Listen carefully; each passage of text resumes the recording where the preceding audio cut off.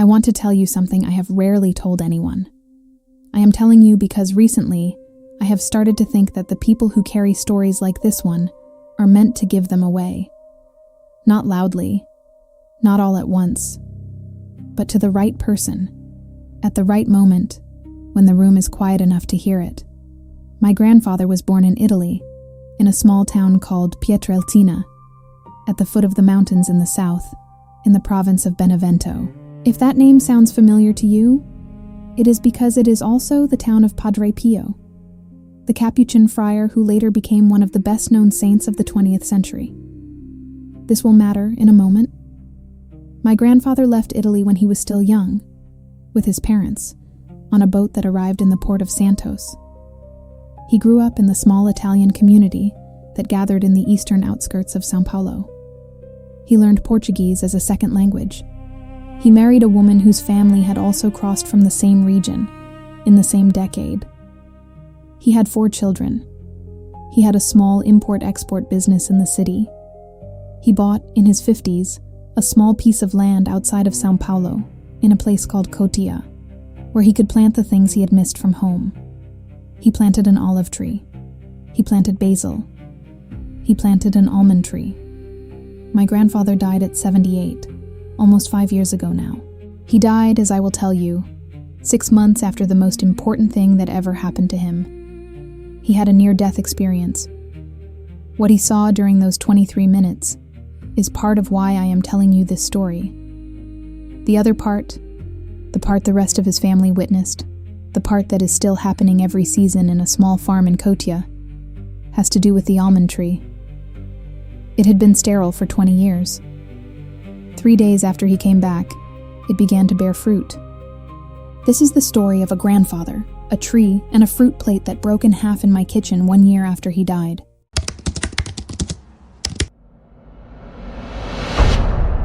The first thing I want you to understand about my grandfather is that he was not a man who talked about God. He went to church on Easter and on Christmas. He kept a small wooden crucifix on the wall of his bedroom that had belonged to his own mother. He prayed before meals when his Italian sisters visited, because they would not let him not pray. But he was not the kind of man who spoke about spiritual things at the kitchen table. He was a businessman. He was practical. He was the kind of grandfather who, when I would arrive at the farm in Cotia on Saturday mornings as a child, would already be in his garden with a small wooden hand tool, turning the soil around the rosemary, telling me, without looking up, that I was late. I was usually 9 years old in those memories. He was usually 60-something. The farm was small. It was not a serious farm. It was the size of a small lot on the edge of a quiet road, with a low gate, an unpainted wooden house, a vegetable garden, a brick oven my grandfather had built with his own hands for baking the pan italiano. He refused to buy any more from the bakery in the city. There were trees in the back, in a small grove. There was the olive tree, which produced badly but produced. There were 2 lemon trees, which produced wildly and could not be stopped. There was a fig tree, which my grandmother used to make jam. There was a peach tree, which would only produce in some years, and there was the almond tree. He planted the almond tree the year I was born. He planted it because his mother, in Pietrelcina, had had an almond tree behind her stone kitchen. He planted it because almonds in our family were the thing you put in the biscotti at Easter, and the thing you broke between your teeth at Christmas while the older men were arguing about politics. He planted it because, even at 55, he was still a little homesick. The tree grew.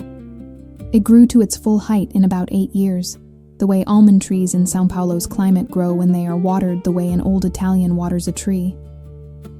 But it never produced. For 20 years, the almond tree did not bear fruit. Every spring, my grandfather would walk out to it. He would look at the blossoms. He would tap the trunk twice, the way he always did with the trees that disappointed him. And he would say to me, on the years I was there to hear it, "Lucia, the tree is taking its time. We will see." He never cut it down. He never gave up on it. He never planted another almond tree in its place.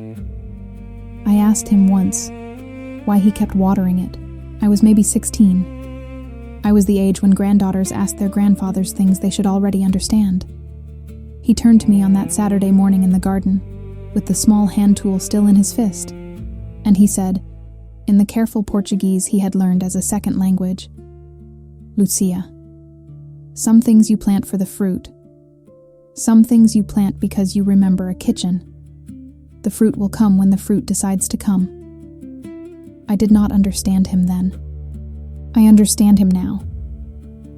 But for me to make you understand, I have to tell you what happened in the 4 months after his heart attack, when he could not yet speak about it. My grandfather had his heart attack on a Tuesday afternoon, in the kitchen of the apartment my grandparents kept in the city. He was alone. My grandmother had gone out to the market. The neighbor heard the fall. The neighbor called the ambulance. By the time the paramedics arrived, his heart had been still for what was later estimated to be more than 20 minutes.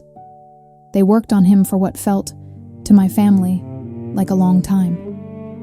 He came back. 23 minutes of unconsciousness, no measurable heartbeat for most of that. And then, in a small public hospital in eastern São Paulo, with a doctor whose name I no longer remember leaning over him, his eyes opened. He asked, the family was told, for water. He was in the hospital for 2 weeks. He was sent home with medication, a strict diet, and the warning that another event of this kind would not be survivable. He recovered, in the slow way old men recover. What was different, what my family noticed almost immediately, in the way one notices the small change in a familiar face, was that he was quieter. He did not talk about the heart attack. He did not talk about the hospital, but he was quieter. For 4 months, my grandfather tried to tell my grandmother, my mother, my aunts, and me, the favorite, the one he always seated beside him at the Christmas table, what had happened to him during those 23 minutes. He would try to begin. He would say, "While I was lying there," and then his voice would catch. His eyes would fill with tears he could not control. He would have to stop. He would wave his hand at us, the small, gentle gesture that meant not yet, and we would change the subject. This happened, by my count, 11 times across 4 months. We learned to wait. In the 5th month, on a Saturday afternoon in late autumn, the family was at the farm in Cotia.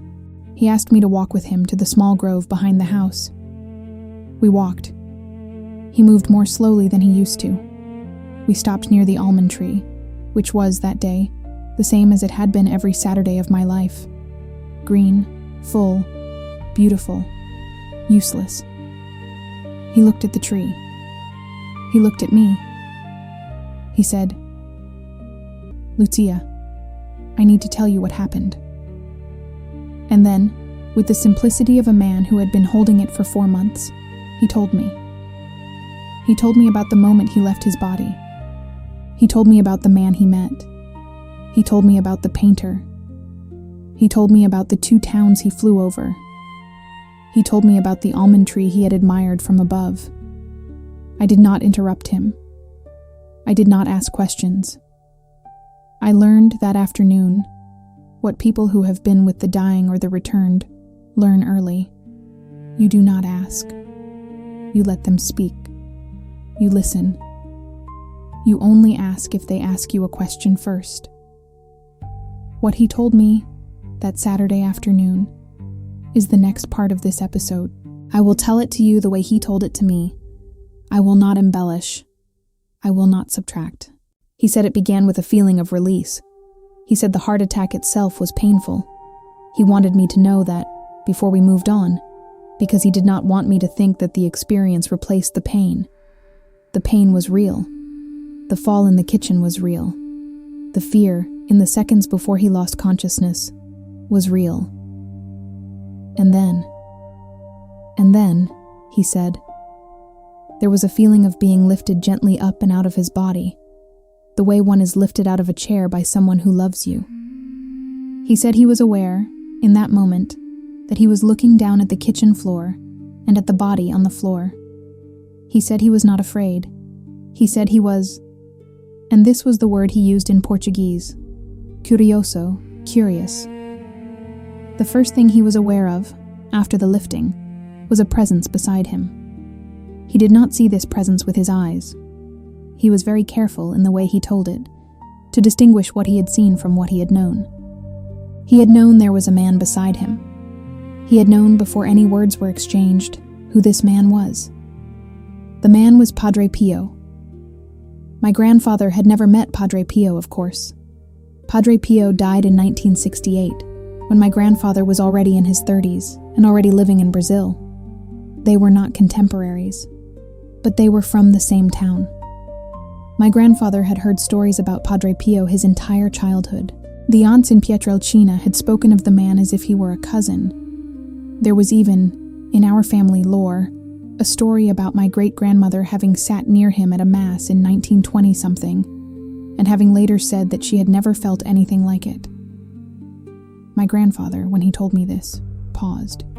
He said, "Lucia, when I tell you that he was there, I want you to understand that I was not surprised. I was not frightened. I was the way one is when one's older brother walks into the room. He was familiar. He was from home." He said Padre Pio did not speak to him in words.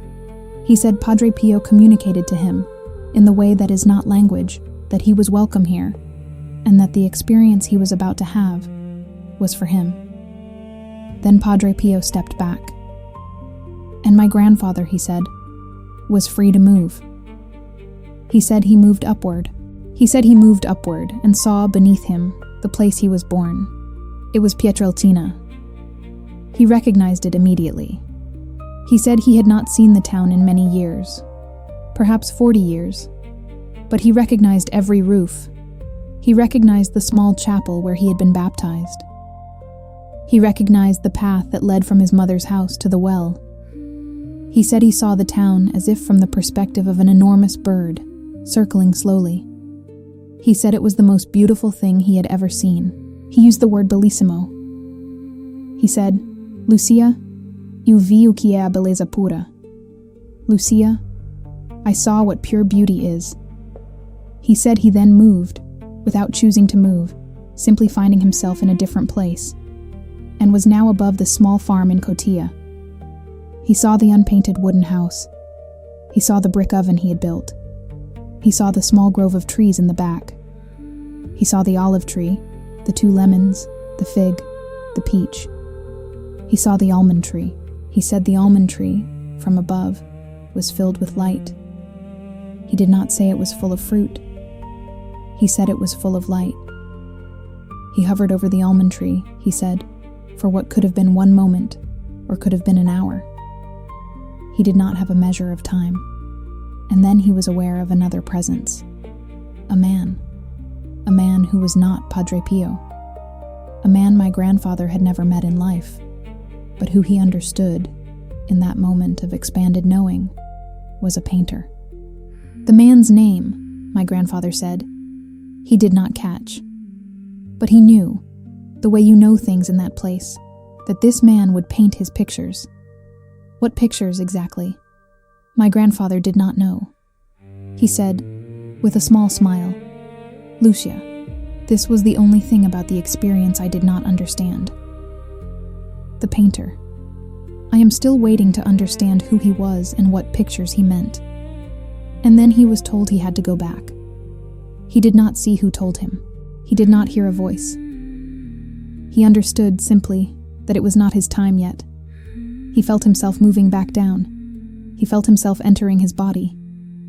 He felt, immediately, the pain of his chest returning, and the cold of the kitchen tiles on his back. He opened his eyes. He asked for water. What I am about to tell you is the part of this story that even today, I have trouble saying out loud. I have trouble saying it because, unlike the experience inside my grandfather's mind, which I cannot verify, which I have to take on his testimony, this part of the story was witnessed by multiple people in our family and by guests of the farm who were not even members of our family. It still happens, every season. You can drive to Cotia in the spring and look at the tree if you would like to.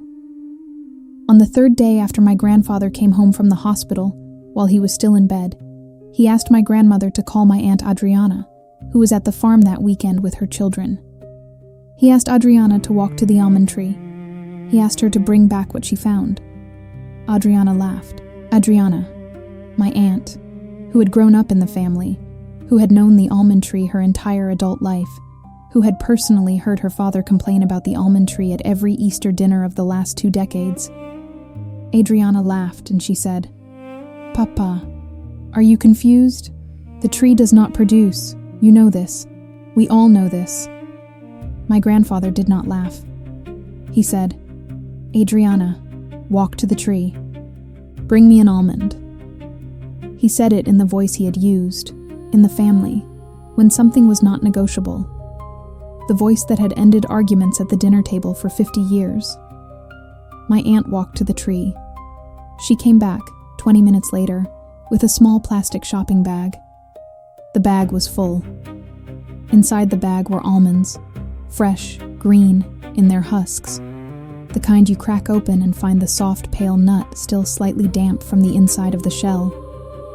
My aunt was crying when she came back. She did not say anything. She put the bag down on the table beside my grandfather's bed. He picked up one almond, in its husk. He turned it in his fingers, the way he always turned things in his fingers when he was deciding whether to speak. He said, "Grazie. Grazie a Dio." That was all he said. In the next 24 hours, my mother and 3 of her sisters went to the farm. They walked, individually, to the almond tree. They came back to the apartment in São Paulo, each of them, with bags. The neighbors at the farm were called in to confirm what they were seeing. The neighbors confirmed. The tree was, on that 3rd day after the heart attack, full of fruit. It has produced every season since. I have been to the farm 3 weeks ago in the early Brazilian autumn, and I have personally carried home from that tree a bag of almonds that I am still eating. I do not know how to explain this to you. I am not a person who explains things she does not understand. I am the granddaughter who walked behind her grandfather to the grove when she was a child. I am the favorite who was told, in a kitchen in São Paulo at 60-something, that some trees produce when they decide to produce. I am telling you, because it happened, that the tree began to produce 3 days after my grandfather came back from 23 minutes of being clinically gone. I am not asking you to believe it. I am asking you to hold it. It is not the strangest thing I am going to tell you in this episode. My grandfather died on a Friday, 6 months after the heart attack. I want to tell you, before I tell you about the day, that he was warned.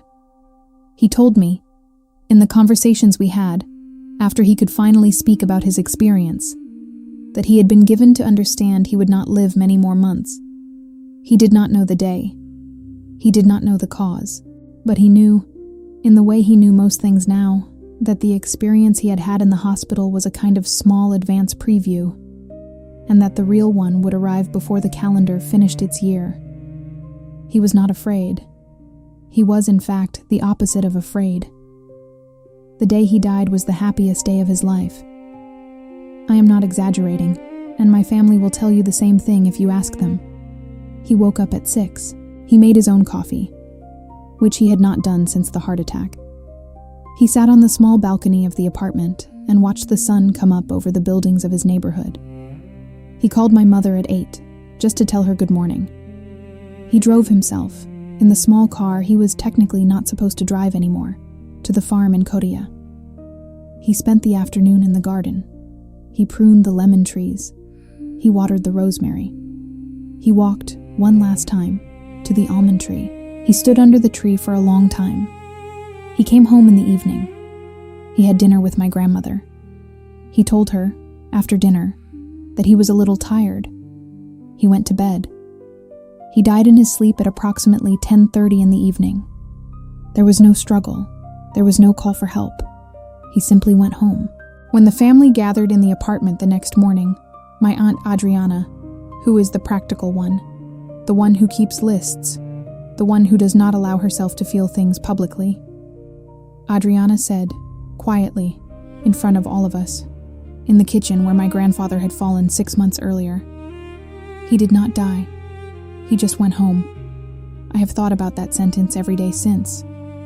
I have thought about it because my aunt, who would not normally say something like that, said it without thinking. And I have thought about it because, for him, it was true. For him, it was true. He had been told what was coming. He had finished the things he wanted to finish. He had eaten dinner with the woman he had loved for 55 years. He had walked one last time around the small farm he had built, and he had simply, quietly, gracefully, gone home. But the story is not over. There is one more thing. It happened a year after he died. I was married, at the time, to a man I will not name in this episode. I will tell you only that he had a temper. I will tell you that, in the year after my grandfather's death, the temper had become something I could no longer manage alone. On a Thursday evening, almost exactly a year after the funeral, we had an argument in our apartment that became dangerous. I left. I did not take anything with me. I closed the door behind me. I walked for about an hour in the streets around our building. I sat on a bench in a small square. I did not call anyone. I was, in that hour, doing the work that women in unsafe marriages do. The work of figuring out whether it was safer to go back tonight or safer not to. Eventually, I decided to go back. I do not today recommend that I went back, but I went back. When I unlocked the door of the apartment, my husband was sitting on the living room sofa. He was not the man I had left an hour earlier. He was calm. He was pale. He was shaking very slightly, in the way one shakes when the body is processing something the mind has not yet integrated. He looked up at me and he said, "Lucia, come here. I have to show you something." He took my hand. He led me to the kitchen. The thick glass fruit plate, the one my grandmother had given us as a wedding present, the one we kept in the center of the kitchen counter where it had always been, was on the floor. It had not fallen. It had been cut. It had been cut, cleanly, into 2 halves. The cut was so straight, so precise, that it looked as if someone had used a diamond razor. The fruit that had been in the plate, apples, 2 oranges, a small bunch of green grapes, was spread on the floor in a pattern that looked almost arranged. The plate had not shattered. It had not chipped. It was simply, neatly, in 2 pieces. My husband told me that, about 5 minutes after I had left the apartment, he had heard a sound in the kitchen. He used the word thump. He said he had walked into the kitchen, expecting to find that the cat had knocked something off the counter. He found the plate, instead, in 2 halves, on the floor. There was nobody else in the apartment. There was no window open. There was no rational explanation for how the plate had been cut. I want to tell you what I felt when I saw the plate. I felt my grandfather. I did not see him. I did not hear him. I did not have a vision. I simply felt him. In the kitchen, the way you feel a relative in a room when the relative is alive and standing 2 meters behind you. The presence was undeniable, and I knew, the way I knew most things about him by then, that he had cut the plate himself. I knew he was telling me to leave. I left that month. I have not been back to that apartment in 7 years. I am alive, today, because my grandfather cut a fruit plate in half on a Thursday evening, in a kitchen, while my husband was alone in our living room. I do not know how to prove that to you. I am not asking you to believe it. I am asking you to hold it. If you have been watching this, if you have been with me in the kitchen, in the grove, in the apartment with the broken plate, then I want you to know one thing before we end. I am not the only person in my family who has experiences with my grandfather since he died. I am not even the only person in my family who has had a glass object behave in a way no glass object should behave. There are 7 of us now, with stories. We do not tell them widely. We do not tell them in our churches. We do not tell them on social media.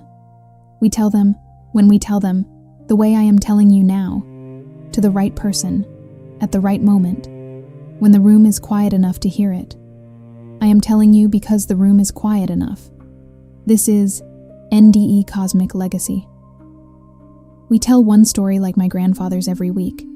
We tell it slowly, we tell it carefully, we tell it with the names, when the families allow, and with the silences where the names cannot be carried. We tell it for the people whose hands are full, for the people who arrived here at 3 a.m. because they could not sleep, for the people whose grandfathers are dying in the next room. If this episode reached you, if you arrived here at the end instead of leaving somewhere in the middle, then the simplest thing you can do to make sure stories like my grandfather's continue to find the people who need them next is small and quiet and free. Leave a like below this video. Not for us, but for the next person whose grandmother is in the next room tonight. The next person whose hands are too full to type a search term. The like is a small lantern. It is how the algorithm finds the next room. Subscribe to the channel and turn on the bell if you would like to be there when the next episode arrives. Next week we return with another voice, another room, another moment of crossing, another testimony that someone, somewhere, has been carrying for years and has finally chosen to share. Leave one word in the comments below. A single name, no explanation. The name of someone whose hand you held, whose room you sat in, whose final breath you witnessed. Or the name of a grandparent who, somewhere in your kitchen, you have felt walk past you when nobody else was in the apartment. You do not have to say why. You just have to set the name down here and pass this episode to one person you know is sitting in an unsafe room tonight. To anyone you know whose grandfather has died recently. To anyone you know who has had something glass behave in a way it should not have. You do not have to write a message. They will understand.